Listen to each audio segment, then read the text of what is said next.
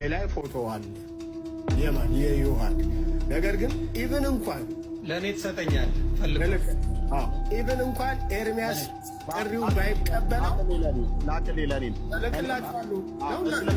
እስልምና ላይ አፉን ሲከፍት የነበረው እንዳለ ፐብሊክ ላይ እናሰጣለታለን። ናዝሬት ነው የሚኖረው ይጠይቁናል። በቃ ለኔ ቪዲዮን ፎቶን ትልክልኛለህ ነው ፊት ለፊት አድርገህ ትሰብካለህ። ሰዎች አንተን እንዲጠሉ ምክንያት አያስፈልጋቸውም። በተለይ ስማ፣ አሁን ቁጭ ብለህ የሚጠላ እንደሌለ የተሰማ ሰው የሚጠላ እንደሌለ የተሰማ እስክትንቀሳቀስና አንዳንድ ነገር ማድረግ እስክትጀምር ነው። ልዩነት የማይወድ ክፉ መንፈስ አለ። የተመታ ይሁን። እጄ ላይ ፎቶ አለ የማን የዮሐን ነገር ግን ኢቭን እንኳን ለኔ ተሰጠኛል ፈልግ ኢቭን እንኳን ኤርሚያስ ጥሪውን ባይቀበለው ላከሌላኔ እስልምና ላይ አፉን ሲከፍት የነበረው እንዳለ ፐብሊክ ላይ እናሰጣለታለን። ናዝሬት ነው የሚኖረው ይጠይቁታል።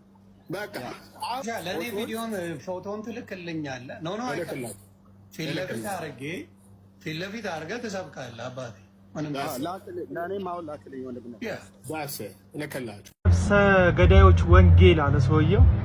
የገዳዮች የአራጆች ወንጌል ማለት ይሄ ነው። እንግዲህ ባይ ኤኒ ሚንስ ዮሐድ ፎቶን ማሳየት ቪዲዮን ማሳየት ካልፈለገ የእሱን ፕራዮሪቲ ልናከብርለት ያስፈልጋል። ከዛም ባለፈ ደግሞ ሐሳብን በሐሳብ መሞገት የማይችሉ የአንዳንድ እምነት ተከታዮች በሰዎች ላይ በሚያሳድሩት ተጽዕኖ ምክንያት ህይወቱን አደጋ ላይ መጣል ስላልፈለገ ወይም አገልግሎቱን በስውር ማገልገል ስለፈለገ የማገልገል መብቱ መከበር ሲገባው፣ አሁን ላይ ግን ኤርሚያስ እና ዮናስ ሙሉነህ እንዲሁም ደግሞ በዙሪያቸው ያሉ ጋሻ ጃግሬዎቻቸው የዮሐድ ፎቶ አለን ለሙስሊሞች እንሰጣለን፣ አደባባይ ላይ እናሰጠዋለን፣ እንደፈለጉ ያደርጉት አይነት የሚል ሐሳብ በዚህ በሶሻል ሚዲያ ላይ ሲያስተላልፉ ተመልክተናል። ይሄ ፈጣን ይቅርታ የሚያስፈልግ ነውረኝነት ነው። ሰውን አሳልፎ መስጠት፣ ለሞት ለአደጋ እንዲዳረግ ማድረግ ከክርስቲያናዊ ስነ ምግባር የወደቀ ነው። ለዚህ ነው ፍቅር የላችሁም የምለው። የሚሰውር የሚሸሽግ ፍቅር የላችሁም። እናንተ የሰውን ገበናና ነውር የማስጣትን ኤክስፒሪየንስ ከዚህ በፊት አድርጋችኋል። የወንድማችንን አማን ሻሎምን ፎቶ አውጥቶ በማስጣት ጀግና የሚል ስም ስላገኛቸው አሁን የፕሮቴስታንቱ መታወቂያ እንደዚህ ሆኗል። መረጃ አለኝ አሰጣልሃለሁ፣ አጋልጣለሁ፣ እንደዚህ አደርጋለሁ ነው በቃ ፕሮቴስታንቱ አብዛኛውን ሚዝተው። ይሄው መረጃ አለኝ የሚሉ ሰዎች ግን ከአመፀኞች ጋር ከክፉ አድራጊዎች ጋር ደግሞ ሲተባበሩ ትመለከታቸዋላችሁ። እና እንዴት አይነት አውሬነት እንዴት አይነት ክፋት ነው ግን ኤርሚያስና በዙሪያ የከበባችሁ ሰዎች ያላችሁ እናንተ ናችሁ። አሁን ለኦርቶዶክስ ቤተክርስቲያን ወንጌል የምትሰብኩት ለክርስቶስ የቀናችሁት ፍቅር ያላችሁ የመስቀሉን ፍቅር የምትተገብሩት እናንተ ናችሁ። እውነትን የምትገልጡት እናንተ ናችሁ። በጽድቅ ሰውን እንዲድን ከመፈለግ ወንጌልን የምታገለግሉት። አጋልጣለሁ በሐሳብ ከማንም ጋር ልትለያዩ ትችላላችሁ። ከኦርቶዶክስ ጋር ሊሆን ይችላል፣ ከፕሮቴስታንት ጋር ግን ሰው ነፍሱን እስኪያጣ ድረስ ማሳደድ ምን የሚሉት አይነት ክርስትና ምን የሚሉት አይነት የወንጌል አገልግሎት እና በተቻለ መጠን በአፋጣኝ ይቅርታ እንድትጠይቅ ጥሪ ያቀርብልሃል። በእርግጥ እኔ እንደ እውነተኛ የወንጌል ሰባኪ ተቀብዬ የማላቅም ወደፊትም አልቀበልም፣ አይመለከተኝም። የሚከተሉክም ሰዎች ተሳዳቢዎች፣ አመፀኞች፣ በክፋት የሚራመዱ ያንተ ቢጤዎች ናቸው።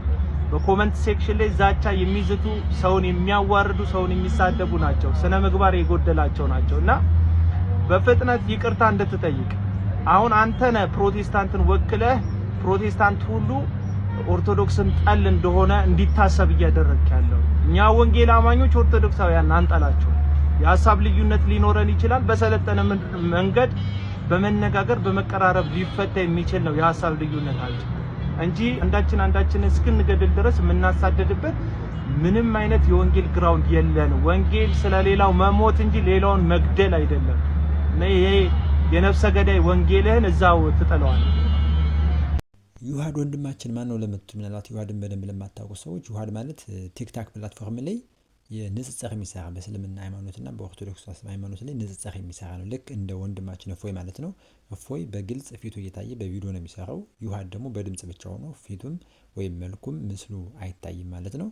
አሁን እነ ቀለሜና ዮናስ የሚባሉ ሁለት መናኛ ቅሌታም ሰዎች ፕሮቴስታንት የዮሐድን ፎቶ እናጋለጣለን። ሐዋሳ ነው ያለ ማነው ናዝሬት ነው ያለ እሱን እስላሞች እንዲገሉ እናደርጋለን እያሉ በሱ ላይ ዛቻ እንደሞት ግድያ ያደረጉ ይገኛሉ። ይሄ የምንሰማው ወንድማችን አቤል አቡና ደግሞ ሚዛናዊ የሆነ ፕሮቴስታንት የአራጅ የገዳይ ሰባኪዎች ናቸው እነዚህ ደላሎች ናቸው ብሎ እየገሳቸው ይገኛል።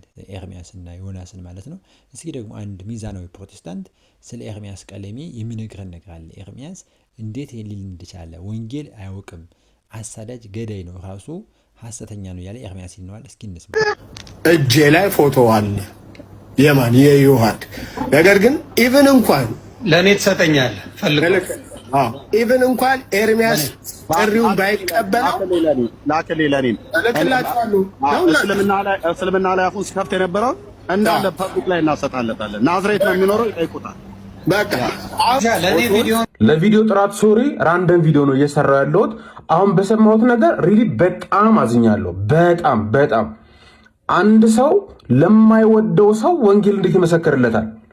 አልዳነ መዳን ይገባዋል፣ ስለዚህ ደግሞ ወንጌል ነገው ይገባል ብሎ ለሚያስበው ሰው ነው እንጂ ሰው ወንጌል የሚናገረው ፈጽሞ ለማይወደው እንዲድን ለማይፈልገው ለም ደግሞ እንዲሞትና እንዲገደል ፎቶ አለኝ አሰጣዋለሁ፣ ለሙስሊሞች እሰጣለሁ፣ አስገድለዋለሁ፣ እንዲሰደ ይሄ ወንጌል አይደለም። በኢየሱስም ይሄ ወንጌል እንደዚህ አይደረግም፣ በፍጹም አይደረግም እንደዚህ።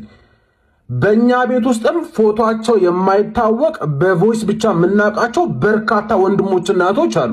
ስለዚህ እነሱን ፕሮቴክት ልናረጋቸው ይገባል እንጂ አውቃለሁ፣ የት እንዳለህ አውቃለሁ፣ አድራሻህን ፎቶንም አውቃለሁ፣ ለሙስሊሞች እሰጣለሁ ብሎ ማለት አእምሮ ከጎደለው ሰው የሚጠበቅ አካሄድ ነው። ስለዚህ ከዚህ ሐሳብ ጋር በፍጹም እኛ ወንጌላን አማኞች ልንስማማ አይገባም። ሰዎችን የምንወዳቸው ከሆነ ወንጌልን ተናግረን ወደ ብርሃን እንዲመጡ ማድረግ ነው እንጂ እነሱ በሚሄዱበት ወይም ደግሞ እነሱ ሊተቹን ይችላሉ፣ ሊሰድቡን ይችላሉ፣ ሊያንጓጥጡን ይችላሉ። ምናልባት ስምን አስጠልተው ሊሆን ይችላል፣ ስምን ሰድበው ሊሆን ይችላል።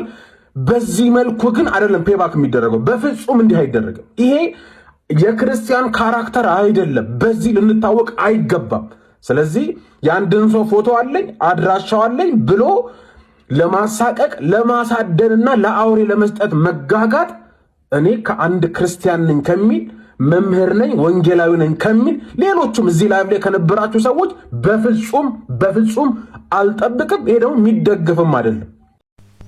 በተደጋጋሚ ይሄ ኤርሚያስ ቀለሜ ተንፍሱ የሚባል ፕሮቴስታንት ግለሰብ ምንም አይነት ወንጌል አያውቅም፣ ወንጌላዊ አይደለም፣ ፓስተርም አይደለም፣ አይመጥንም ብለን በተደጋጋሚ የምናገረው በምክንያት ነው። ሰውየው አንደበቱ ለስድብና ለዛቻ ከወንጌል ይልቅ ለወንጀል የቀረበ ፍጹም ጸያፍ የሆነ የክርስትና ምግባር የሌለው አደገኛ ከሃዲ ሰው ነው። ገንዘብ ሰብስቦ የበላ ውሸታም የፓስተሮች ደላላ ነው። ተላላኪ ማን እንደሆነ ወደኋላ የምናየውን። ስለዚህ አጋቦስም እንደተናገረው ፍጹም የሆነ ይቅርታ የሚያስጠይቅ ትልቅ ወንጀልና በደል ፈጽሟል። ይሄ የቀለሜ ግብሩ ነው ማለት ነው። አሁን ብዙዎች እየተገለጠላችሁ ስለመጣ እኛ እናመሰግናለን። በራሱ ሰዓት እንደዚህ ራሱን ስላዋረደ ማለት ነው፣ ራሱን ስለገለጠ ብዙዎች አስቀድሞ የተገለጠላቸው ስለነበር ማለት። ለመሆኑ ኤርሚያስ ቀለሜ ተንፍሱ ማን ነው? ለፓስተሮች ምንድነው የሚሰራው የሚለውን እስቲ ሚዛናዊ የሆነው ፕሮቴስታንት ወንድማችን አቤል አቡና ስለ ኤርሚያስ ቀለሜ ተንፍሱ ባህሪ ምን እንደሆነ ይነግረናል። የፓስተሮች ተላላኪ ደላላ ነው ይለናል። እስኪ እንስማ። ሐሰተኛ ነቢያት ጋር እየሰራችሁ ኦርቶዶክስ ላይ ብቻ የጥላቻ ንግግር በመናገር ጌታ መርቷት ነው ከዱባይ እዚህ ቸርች የመጣችው እና ስትመጣ በሶሻል ሚዲያ ላይ ወንጌል የሚያስተምረውን ተናገሩ እውነቱን ታውቁታላችሁ። እኔ እዛም ሀገር ለአገልግሎት ሄጄ አግኝቼው ነበር። እሱ ደወለልኝና እንደዚህ አይነት እህት ከዱባይ ትመጣለች። እሱም ሲያስተምራት ነበር። እሷ ከሙስሊም ነው ጌታን የተቀበለችውና አልነግርህም፣ ማንነቷን መልኳንም አልነግርህም፣ ባለውበት ወንበር ላይ መጥቶ ያነሳኛል ብላኛለች፣ አሳይቶኛል ጌታ ብላኛለች አለ እና ያየሁት ወንበር ላይ ሄጄ እቀመጣለሁ አለችው። ከዛ እያገለገልኩኝ ጌታ ተናገረኝ። የነበረውን ጊዜ ታስታውሳላችሁ። እና በምሪት ነው እዚህ ሁሉ የመጣችሁ፣ እዚህ ቸርች የመጣችሁ። እሺ፣ ስለዚህ ልክ እንደዚሁ ቸርች ባልሽንም የዛሬ 9 ዓመት አይተሽው ነበር? አዎ አይቼው፣ እንደውም ለኤርሚያስ እንደዚህ አይነት ሰው ብዬ ስያስ ይበቃል። እንደሰማችሁት እንግዲህ በዚህ ቪዲዮ ላይ ቀለመወርቅ አይተንፍሱ የድለላ ስራ ከነ ሄኖክ ጂፒኤስ ጋር በመቀናጀት እንደሚሰራ የተረጋገጠበት ቪዲዮ ነው የሰማሁት። ይህቺ ሴት ለቀለም ወርቅ አይተንፍሱ እግዚአብሔር ገልጦልኛል፣ በህልም ያሳይቶኛል፣ መቀመጥበትን ወንበር ነግሮኛል ብላ ከነገረችው ራሷ ሴቲቱ ሄዳ እግዚአብሔር የነገራትና ያልነገራት እንደሆነ በራሷ ልታረጋግጥ ሲገባት ለቀለም ወርቅ አይተንፍሱ መናገሯ ሳይሆን ስህተቱ ቀለም ወርቅ አይተንፍሱ ግን ሄኖክ ጂፒኤስ ጋር ደውሎ ሴቲቱን ኬዝ ነግሮ ስሟንና መልኳን አልነግርህም ማለቱ ለምን አስፈለገ የሚል ጥያቄ ያስነሳ። እዚህ ግለሰብ ጋር ይህችን ሴት መልአክ ሳያንስ ስለዚህች ሴት ኢንፎርሜሽን ካቀበለ በኋላ ያው ሄኖክ ጂፒኤስ ደውሎልኝ ነግሮኛል፣ መልኳን ግን አልነግርህም አለኝ። ከዛ ከተቀመጠችበት እኔ ብድግ አደረኳት፣ እግዚአብሔር ገልጦልኝ አለ። ድራማው በቃ ግልጽ ነው። ከዚህም በፊት ለመናገር በብዙ ቪዲዮዎች እንደሞከርኩት ሐሰተኛ ነቢያቶች በተለያየ ሀገር ውስጥ በየክፍለ ሀገሩ ኤጀንቶች አሏቸው። እነዚህ ኤጀንቶች የታመመ ገንዘብ ያለው ጥያቄ እንቆቅልሽ ያለበትን ሰው እከሌ የሚባል የእግዚአብሔር ሰው ተነስቷል እሱ ጋር ሂዱ እያሉ ቀድመው ግን ኢንፎርሜሽኑን አሻግረው በመላክ ለሐሰተኛው ነብይ ያ ግለሰብ የነሱን ምክርና የነሱን ጥቆማ ሰምቶ እዛ አዳራሽ ሲገባ ልክ ከእግዚአብሔር እንደሰሙ አድርገው እግዚአብሔር ያልነገራቸውን ነገር ለዛ ሰው ቀድሞ ኢንፎርሜሽኑን በላከላቸው ሰው መረጃ መሰረት ይናገራሉ፣ ይሸውዳሉ፣ ያታልላሉ። ይሄም ደግሞ ዓላማው ግልጽ ነው። ይሄ ሰውዬ እግዚአብሔር ይጠቅምበታል፣ እግዚአብሔር ይሰራበታል ብሎ ካመነ ሰውየው ጥሪቱን የቋጠረውን ቦርሳ ውስጥ ባንክ ውስጥ ያስቀመጠውን ገንዘብ ይሰጣል። በቃ አቺቭ የሚያደርጉት ገንዘብ ከዚህ በፊት እንደምታውቁት ነው።